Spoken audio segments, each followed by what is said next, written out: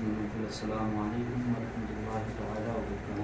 وعلیکم السلام ورحمۃ اللہ وبرکاتہ۔ نعت شریف سننے سے پہلے درود شریف کا نظرانہ حقیقت پیش کرے۔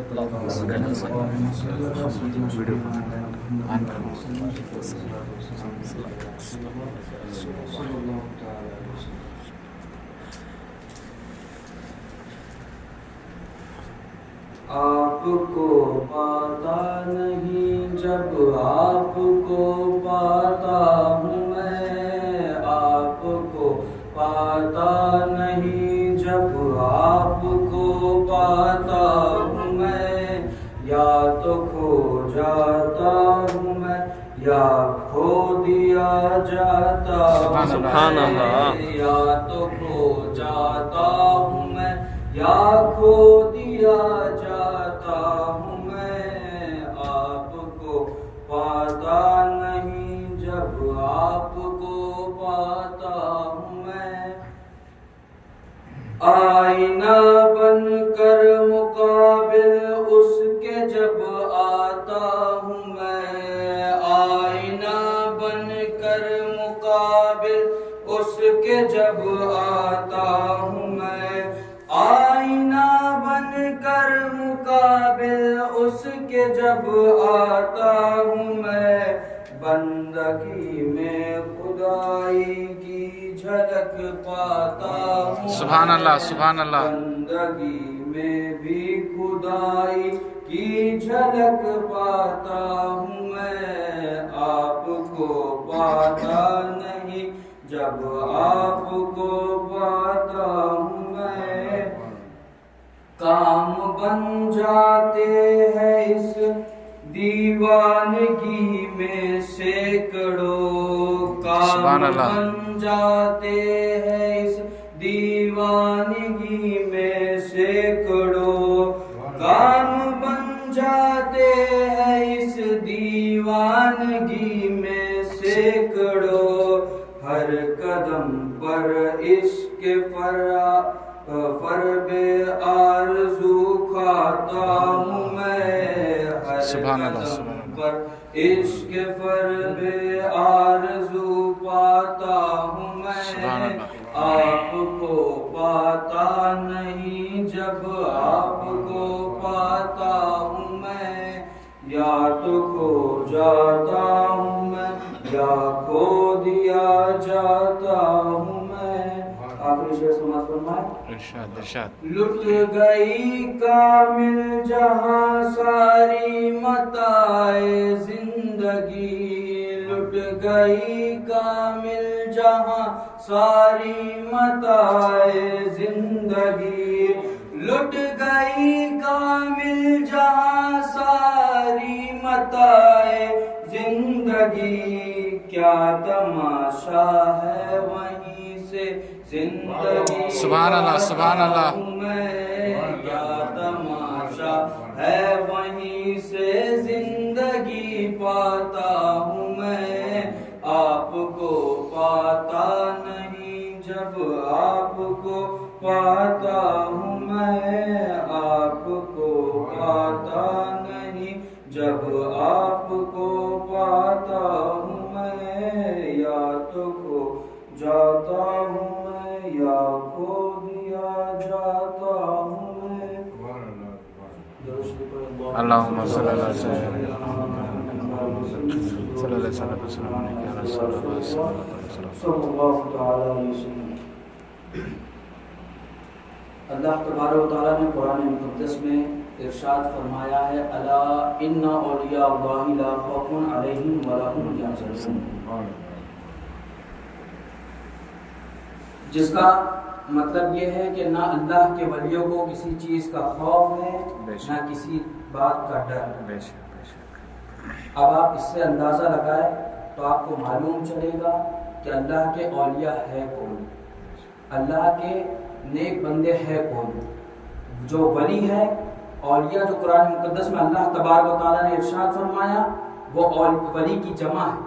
ولی کے معنی ہوتے ہیں دوست کے، ولی کہا جاتا ہے دوست کو عربی لغت کے اعتبار سے، ولی کے معنی دوست کے ہوتے ہیں۔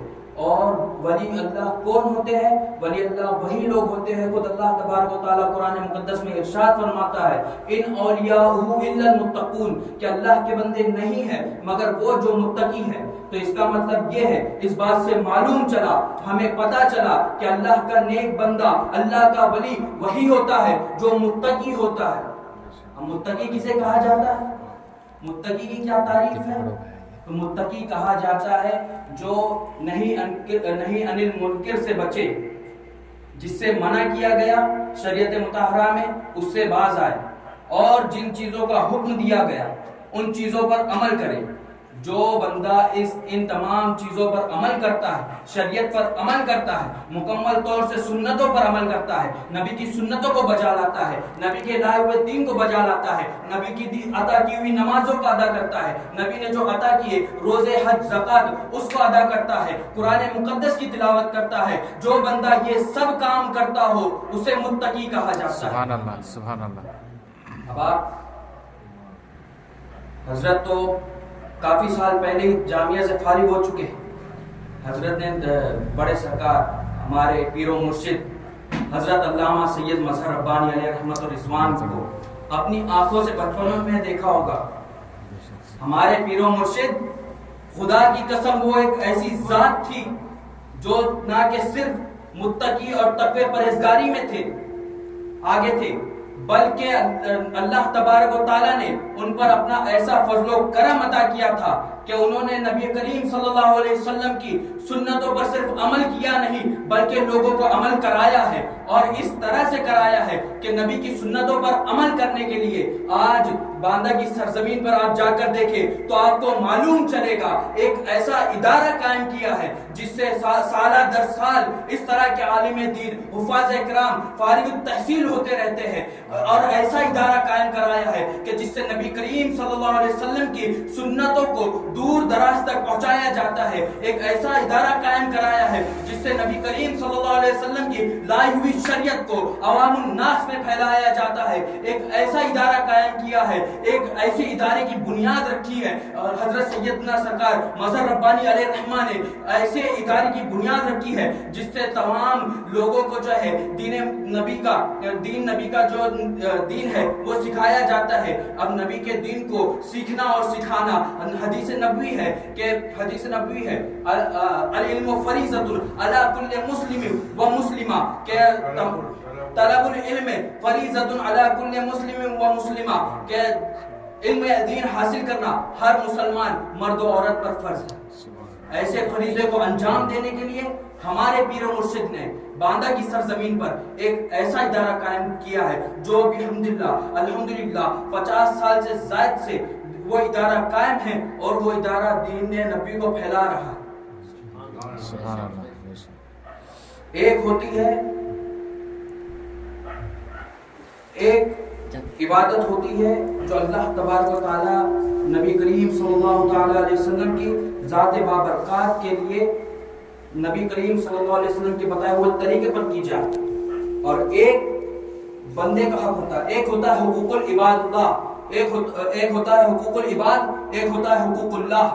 جو حقوق اللہ ہے، حقوق اللہ کیا ہے؟ حقوق اللہ یہ ہے کہ اللہ تبارک و تعالیٰ نے جو شریعت دی، جو ایمان دیا، جو دین دیا، اس پر عمل کرنا۔ اور حقوق العباد کیا ہے؟ حقوق العباد یہ ہے کہ جس میں بندے کے لیے کچھ بندوں کے حقوق ہوتے ہیں، جیسے والدین کا حق، زوجین کے مابین حق، اسی طرح عوام الناس میں حق ہوتا ہے کہ جو عالم ہو وہ دین کو پھیلائے، وہ دین دگنی رات چوگنی تک پہنچائے، جو دین اسلام کو عوام الناس میں پھیلائے۔ تو جو حقوق العباد ہے حقوق اللہ کے لیے حضرت سیدنا مظہر ربانی علیہ رحمہ نے جامعہ ربانیہ قائم کیا، اور حقوق العباد کے لیے حضرت سیدنا مظہر ربانی علیہ رحمہ نے ربانی ٹرسٹ قائم کیا۔ آج الحمدللہ جامعہ ربانیہ بھی دن دوگنی رات چوگنی ترقی پا رہا ہے، اور ربانی ٹرسٹ کے ذریعے سے بھی آج وہ کام سر انجام ہو رہے ہیں۔ میں آپ کو اس میں سے کچھ مختصر بتاتا ہوں کہ ربانی ٹرسٹ اور دارالربانیہ کے ذریعے سے جو کام ہو رہے ہیں، دارالعلوم ربانیہ کے ذریعے سے آج 55 شاخ الحمدللہ اطراف میں چل رہی ہے، اور اس سے جو وہاں کے مدرسین ہیں، جو وہاں ملازمین ہیں، جو بھی وہاں کے اخراجات ہیں وہ حضرت کے ہی دارالعلوم سے جا رہے ہیں. اس کے علاوہ حضرت نے ایک شعبہ قائم کیا جس کو شعبہ تبلیغ نام دیا گیا, اور اس کے ذریعے سے کیا ہوتا ہے, گاؤں کھیڑوں میں, دیہات میں, جہاں پر لوگ اتنے بھی مستحق نہیں ہیں کہ کسی پروگرام کو سرزد کر سکے, کسی پروگرام کو وہ قائم کر سکے, تو وہاں پر جا کر حضرت ہی کے مدرسے سے کچھ مبلغین وہاں جا کر دین کی تبلیغ دیتے ہیں, دین سکھاتے ہیں. دین سیکھنا جو فرض ہے, فرض اہم ہے, میں تو کہتا ہوں کہ وہ دین جو سیکھنا فرض ہے اس دین کو پھیلاتے ہیں, نبی کی شریعت کو بتاتے ہیں. تو یہ شعبہ تبلیغ کے ذریعے حضرت نے کام کیا. ایک اور کام کیا کہ حضرت نے جو قائم کیا ربانی ٹرسٹ, اس سے کیا ہوتا ہے, اس سے غریبوں کی مدد کی جاتی ہے. اس میں نہ سید کا بھی احترام, سید کو بھی دے سکتے ہیں, اس میں کافروں کو بھی دے سکتے ہیں. ایک حساب سے کہہ لیجئے کہ وہ جو ربانی ٹرسٹ کام کرتا ہے وہ ملت کے لیے کام کرتا ہے, وہ قوم کے لیے کام کرتا ہے. اس میں نہ مذہب دیکھا جاتا ہے, نہ سید ہے, نہ کس ذات کا ہے, کس کاسٹ کا ہے, یہ چیز بھی نہیں دیکھی جاتی ہے. تو حضرت نے ایسے کام کیے ہیں جو کہ آج کا مسلمان اگر کرنا چاہے تو ایڑی چوٹی کا زور لگا لے مگر نہیں کر سکتا, نہیں کر سکتا. یہ دور ایسا دور چل رہا ہے, اس دور میں حالات بہت خراب ہیں. وہ اللہ تبارک و تعالیٰ کی طرف سے ان کو اتنا عطا ہی تھا, اللہ تبارک و تعالیٰ نے اس قدر ان کو عطا کیا تھا کہ انہوں نے قوم و ملت کا تو کام کیا ہی کیا, نبی کا دین تو بچایا ہی بچایا, نبی کا دین بھی پھیلایا, نبی کی شان میں کافی اشعار, کافی نعتیں بھی لکھی, کافی آپ نے خط و کتابت بھی کی. آپ درس بھی دیا کرتے تھے, تو کہاں درس دیا کرتے تھے, بریلی شریف میں درس دیا کرتے تھے. آج لوگ جو ہے اعتراضات کرتے ہیں کہ ربانی لوگ جو ہے اعلیٰ حضرت کو نہیں مانتے. تم کیا جانو, ہمارے لیے تو اعلیٰ حضرت سر بلندیوں پر ہے, ہمارے لیے ان کا مقام الگ ہے. جو کہتا ہے کہہ لینے دو, بس میں اتنا ہی کہوں گا کہ منکر اولیاء خود ہی برباد ہے, رب کے سبحان اللہ, سبحان اللہ, سبحان اللہ. فیض ہوگا زمانے کو مظہر جہاں, ساری سبحان اللہ, سر کے بل جائے. سبحان اللہ, بے شک, سبحان اللہ. میں اپنی گفتگو کو یہی ختم کرتا ہوں اور اللہ تبارک و تعالیٰ سے دعا کرتا ہوں کہ مجھ سے بولنے میں جس قدر بھی غلطیاں, خامیاں, قدرن یا سہون رہ گئی ہو, اپنے فضل و کرم سے معاف فرمائے. استغفر اللہ ربی من کل ذنب و اتوب الیہ. واخر دعوانا الحمد للہ.